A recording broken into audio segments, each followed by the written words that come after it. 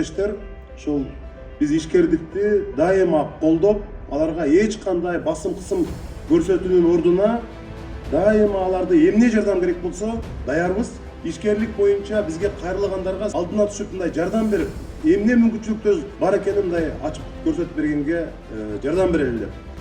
Баарыңыздарга ийгилик болсун. Эми ушу Ошто, Кыргызстанда, кошуна өлкөлөрдө ушу биздин кондитердик азыктар, мындай жакшылыктарда, той топурда биздин дасторконубузду көрккө бөлөп турсун. Бүгүнкү жакшылык менен куттуктайм. Баарыңыздарга ийгилик.